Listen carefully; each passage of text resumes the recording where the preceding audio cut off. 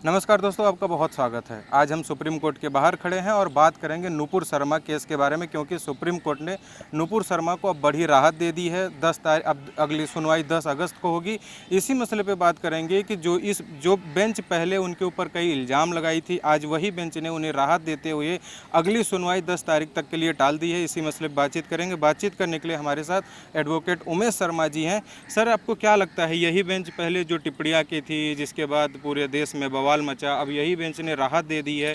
कौन कौन से मसले इस बार अदालत में उठाए गए जो गंभीर थे और जिसके कारण राहत दी गई है नुपुर शर्मा? देखिए, गंभीर तो ये था ही पहले से, उसके बाद भी बातें हुई है। लोगों ने उनको मारने की, गला काटने की धमकी दे दी है, तो सुप्रीम कोर्ट को सब दिखाई देता है, सब समझ में आया है, तब जाकर ऐसा आदेश किया है। अभी आदेश ये हुआ है कि इनको अरेस्ट नहीं किया जाएगा, इनके खिलाफ कोई कोएर्सिव एक्शन नहीं लिया जाएगा, और शो कॉज किया गया है। सबको नोटिस दिया गया, हर स्टेट को जहाँ जहाँ एफआईआर है कि उनका स्टेटस आएगा।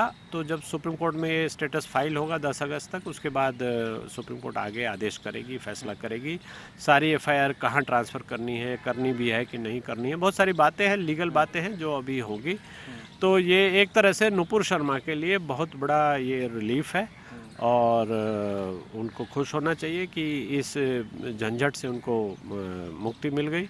और जो पहले टिप्पणी की गई थी वो अलग फैक्ट्स रहे होंगे, जज साहब का उस समय टेम्परामेंट अलग रहा होगा, और पहले वाली पिटीशन विड्रॉ कर ली गई थी, अब नई पिटीशन डाली गई, तो उसमें ग्राउंड्स और वो सब चीज़ें नई डाल के अच्छे से लाई गई होंगी, तभी जाकर ऐसा आदेश आया है, मुझे ऐसा लगता है। सर, इसमें एक और प्रश्न उठाया गया। नुपुर शर्मा के वकील ने यह बात अदालत को भी बताई कि पिछली बार जो टिप्पणी की गई थी कोर्ट की वजह से, उसके बाद नुपुर शर्मा के लिए खतरा और बढ़ गया था।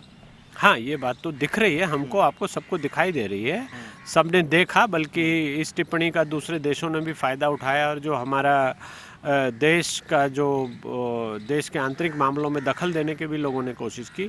तो सुप्रीम कोर्ट को कहीं ना कहीं ये रियलाइज़ हो गया है कि ऐसा नहीं होना चाहिए, और चूँकि इंटरिम ऑर्डर होते हैं, ऑब्जर्वेशन होती है, तो कोर्ट किसी भी स्टेज पे कभी भी इनको चेंज कर सकती है, और ऐसा किया तो ये स्वागत के लायक कदम है। और मुझे ऐसा लगता है कि अब जाकर ये सही आदेश हुए हैं, और सुप्रीम कोर्ट बनी भी इसीलिए है। इंटरस्टेट अगर एफआईआर्स हैं, बहुत सारे रूटीन में ऐसा हम भी करते हैं कि बहुत सारे स्टेट्स में एफआईआर हो गई या दूसरे स्टेट में हो गई, कोई रहता कहीं और है, तो वो ट्रांसफ़र हो जाती है, रूटीन में ट्रांसफ़र होता है।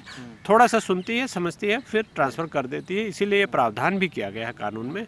तो ये उस तरह से ये अगर किया गया है तो बहुत ही अच्छी बात है, स्वागत करना चाहिए आपको, हमको, सबको। ठीक है सर, सुनवाई के दौरान एक और बात सामने आई जिसको बड़े तौर पे उठाया जा रहा है। कहा गया है कि अजमेर में जो बात कही गई, जो चिश्ती ने बात की थी वहाँ के खादिम ने, उसके बात को भी उठाया गया कि नुपुर शर्मा के गर्दन काटने की बात की गई थी, और ये बात अदालत में कैसे सुनाई हुई और इसे कितना गंभीरता से लिया गया आज? देखिए, गंभीरता से तो लिया गया है, तभी ये आदेश आया है। और इसके अलावा भी जो न्यूज़ में आता रहा है और जो फैक्ट्स हैं वो सब इनकी पिटीशन में इनकॉर्पोरेट किए गए होंगे, तो उसको देखते हुए ही अदालत ने ऐसा निर्णय दिया है, और ये बहुत सही समय पर सही निर्णय है। ऐसा ज़रूरी भी था, नहीं तो नुपुर शर्मा की जान को बहुत बड़ा खतरा था, और हमारे देश की आंतरिक सुरक्षा को भी बहुत बड़ा खतरा था। बहुत सारे लोग बाहर से आ रहे हैं, मारने के नाम पर आ रहे हैं, बहुत सारी चीज़ें हैं, इंटेलिजेंस एजेंसी ने बहुत सारी इन्फॉर्मेशन गैदर की है। तो उसको देखते हुए ये एक अच्छा निर्णय सही समय पर सुप्रीम कोर्ट ने किया है, और इससे जो कानूनी पेचीदगियाँ थी वो ख़त्म हो जाएंगी, और ये केस अब सही जगह से ट्रायल में चलेगा। अच्छा सर, कल की ही खबर है कि बिहार में एक युवक को चाकू गोद दिया गया ताकि वो चाय के दुकान पर बैठ के नुपुर शर्मा का स्टेटस देख रहा था। फिर कुछ लोगों ने कहा नुपुर शर्मा का तुम समर्थन करते हो, उसने कहा हाँ मैं हिंदू हूँ, करता हूँ। इस पे उसे चाकू से गोद दिया गया। तो क्या लगता है कि ये सिलसिला जो है वो क्यों बढ़ता जा रहा है, और आज इसको लेके भी कुछ कोर्ट में सुनवाई हुई क्या? इसको लेके सुनवाई तो नहीं हुई, लेकिन ये सिलसिला क्यों बढ़ रहा है वो दिखाई देगा कि एक सेक्शन जो हमारे मीडिया का है और सोशल मीडिया का है, वो जानबूझकर विद्वेष, धार्मिक उन्माद हमारे देश में फैलाना चाह रहा है। उसमें बहुत सारे राजनेता हैं जिनके नाम लेना मैं यहाँ ठीक नहीं समझता। वो नेता भी इस आग में अपनी रोटी सेकना चाह रहे थे, तो वो खादिम जैसे भी लोग आकर ऐसी बातें बोलते हैं, और इनका गला काटने का और ऐसी उल्टी सीधी बातें बोली गई है। तो कॉमन मैन जो होता है वो एक्साइटेड हो जाता है, वो इंसाइटेड हो जाता है, और उसी में से ऐसी हरकत हुई है जो बिहार में चाय की दुकान पे जो घटना हुई है, या जो और दूसरी घटनाएं हमको आपको देखने को मिल रही है, वो इसी के कारण हुई है। तो अब मुझे लगता है कि ये जब सुप्रीम कोर्ट ने बीच में इंटरफेयर कर दिया है, तो ये बात अब ठंडी हो जाएगी। अगर नुपुर शर्मा ने कोई ऑफेंस किया है तो उनकी ट्रायल चलेगी, उनको सज़ा होगी। अगर उन्होंने ऑफेंस नहीं किया है तो वो बरी हो जाएगी। कानून को अपना काम शांतिपूर्वक करना चाहिए। हमको आपको कोई भी कानून को अपने हाथ में लेने का अधिकार नहीं है कि हर कोई बोल दे कि गला काट दो, मार दो, मैं मकान दे दूंगा, ये कर दूंगा, इतने पैसे दे दूंगा। ये सब गलत है, गैर संवैधानिक है, और हमारे देश में ऐसा होने लगेगा तो बहुत ही नुकसान हो जाएगा। अच्छा सर, पीएफआई इस समय काफ़ी एक्टिव है। जब से नुपुर शर्मा ने बयान दिया है उसके बाद जगह जगह देखने को मिल रहा है कि पीएफआई काफ़ी एक्टिव है और तमाम ऐसे दस्तावेज मिल रहे हैं उनके पास जो वाकई भारत विरोधी हैं, किसी धर्म विशेष के हैं। उसी में एक एंगल ये भी मिला है कि पीएफआई के ही एक सदस्य के पास नुपुर शर्मा के दिल्ली वाले घर का फुल एड्रेस मिला है और उसको लेके भी कुछ षड्यंत्र रचा जा रहा था। आज इस बात का जिक्र भी वकील साहब ने किया है अदालत में।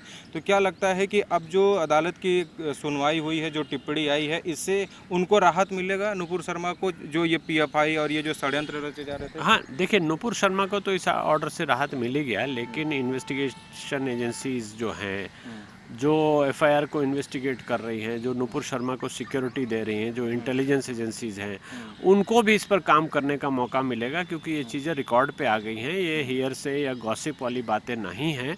अगर उनके घर का एड्रेस किसी आतंकवादी या किसी के फ़ोन में मिला है जो आतंकी गतिविधि में संदेहास्पद ढंग से पाया जा रहा है, तो इस पर इंटेलिजेंस को काम करना पड़ेगा, और इसके जड़ें कहाँ से हैं, कैसे शुरू हुआ, कैसे कैसे क्या हुआ। जो स्लीपर सेल्स होते हैं वो एक्टिवेट हो गए हैं, तो इन सबको पकड़ना पड़ेगा और इस पर एक्शन लेना पड़ेगा, मुझे ऐसा लगता है। ठीक है सर, एक चीज़ जो हमेशा से जोड़ा जा रहा था, जिस पे इसके पहले मैं अब से उस मुद्दे पे बात भी किया था, जो मोहम्मद जुबैर वाला केस था। तो अभी मोहम्मद जुबैर को भी कुछ दिन पहले जमानत मिली थी, तो सोशल मीडिया पे तमाम लोग ये पूछ रहे थे कि देखिए अदालत सही फैसला देती है, मोहम्मद जुबैर को जमानत दे दी और नुपुर शर्मा के लिए ऐसा टिप्पणी की है। तो अब तो अदालत ने नुपुर शर्मा को भी जमानत दे दी है, तो दोनों मसले को जोड़ के ये जो कहा जा रहा था कि नुपुर शर्मा गलत है, मोहम्मद जुबैर सही है, इस पर क्या कहेंगे? देखिए, मोहम्मद जुबैर के खिलाफ दूसरे केसेस हैं। नुपुर शर्मा के खिलाफ जो केस है वो कागज़ में जो भी है, हमको आपको उस क्लिप को देख लीजिए, क्या उन्होंने बोला वो क्लिप सामने है, और उसमें क्या ऑफेंस बनता है वो भी हम एक कॉमन मैन कोई भी समझ सकता है, कोई बड़ी बात नहीं है। लेकिन जुबैर ने जो किया वो ढकी बातें हैं। उनके अकाउंट में पैसा आया है, जर्मनी से पैसा आया है, वो फंडिंग लेकर बहुत सारी गतिविधियाँ इलीगल कर रहे थे, और उनके ऊपर पॉस्को का ऑफेंस है। उन्होंने बच्ची का फ़ोटो ट्विटर पे लगाया है, उन्होंने अपना फेसबुक का अकाउंट डीएक्टिवेट करके तब वो जांच में आए हैं। तो ये दिखाई दे रहा है कि वो कहीं ना कहीं उनके अंदर क्रिमिनल एलिमेंट है, वो चीज़ों को छुपा रहे हैं, घुमा रहे हैं, और कहीं ना कहीं विदेशी ताकत का हाथ उसमें है। फंडिंग जो आई है विदेश से आई है, तो इतना पैसा क्यों जुबैर को देगा जब जुबैर कोई काम वैसा करते नहीं हैं। तो ये सब दिखाई दे रहा है, ये कहीं ना कहीं भारत को डिस्टेबलाइज करने की कोशिश थी। हालांकि अदालत ने उनको भी बेल दे दी है। सुप्रीम कोर्ट होती भी इसीलिए है कि जहाँ दूसरे राज्यों में गड़बड़ियाँ होने की आशंका हो या लग रहा हो तो उनको राहत मिलनी चाहिए, तो सुप्रीम कोर्ट ने उनको भी राहत दे दी है, तो ये बड़ी बात है। लेकिन जो उन दोनों केसों को हम कंपेयर नहीं कर सकते हैं। नुपुर शर्मा का स्टेटमेंट एक टीवी डिबेट में उकसाने पर दिया गया एक जवाब था, जबकि जुबैर द्वारा किया गया एक प्री मेडिटेटेड क्राइम है, और उस क्राइम की सज़ा अलग है, उस केस का फेट अलग है, नुपुर शर्मा के केस का फेट अलग है। दोनों को हम कंपेयर बिल्कुल नहीं कर सकते। जुबैर को कई शर्तों के साथ भी बेल दी गई है। हाँ, कई शर्तें दी गई हैं उनके साथ, और उनके केस को अगर आप गौर से देखेंगे तो वो पूरे क्रिमिनल माइंड से वो केसेस कर रहे हैं। पूरा एक गैंग है उनके पीछे जो इन चीज़ों को कर रहा है और हमारी कानूनी प्रक्रिया को मैनिपुलेट कर रहा है, जबकि नुपुर शर्मा का ऐसा कहीं भी कुछ नहीं है।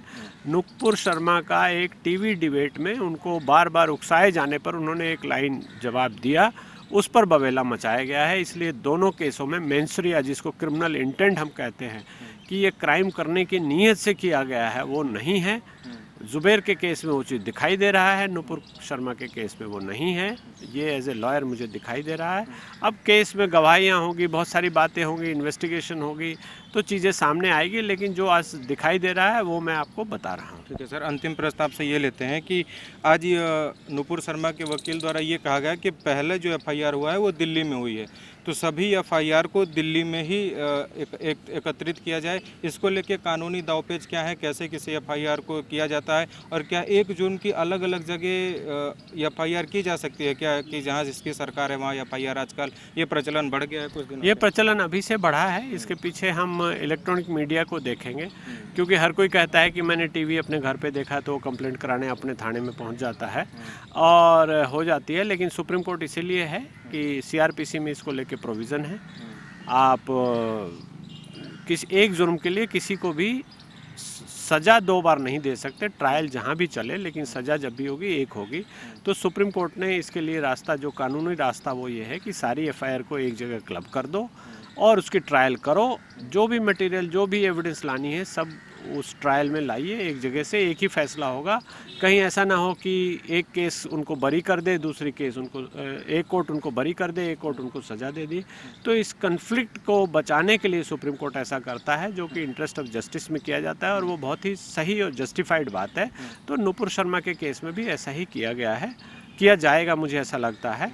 और इसलिए इसमें कोई गलत नहीं है, ये पूरे रूप से कानूनी प्रक्रिया है। सर छोटा सा, नुपुर शर्मा के सिक्योरिटी के लिए भी कुछ बात की गई कि उनको सुरक्षा कैसे दिया जाए, क्या कुछ किया जाए, क्योंकि सरकारों से भी जवाब मांगा गया है। हाँ, ये तो है, सिक्योरिटी को लेकर उनसे स्टेटस रिपोर्ट में सारी चीज़ें आएंगी।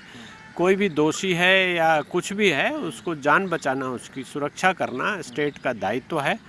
तो कोई भी, अगर बंगाल में एफआईआर है तो बंगाल सरकार से ये पूछा जाएगा कि जब ये वहाँ जाएंगी तो इनके ऊपर आक्रमण नहीं होगा या इनको कोई मारेगा नहीं, इसकी गारंटी आप दीजिए। तो ये सारी चीज़ें अभी सुप्रीम कोर्ट देखेगी, सुनेगी, समझेगी, तब जाकर कोई आदेश आगे। सर, ये चीज़ें अभी थमने का नाम क्यों नहीं ले रहा है? गला भी काट दिया गया, फिर धमकी भी दी जा रही है, फिर पीएफआई कनेक्शन दिन प्रतिदिन ये आता जा रहा है, थमने का नाम क्यों नहीं लगा? देखिए, ये पीएफआई का तो एजेंडा सबके सामने आ गया है, अभी इस केस से रिलेटेड नहीं है, लेकिन आ गया है कि वो भारत को इस्लामिक स्टेट में कन्वर्ट करना चाहते हैं।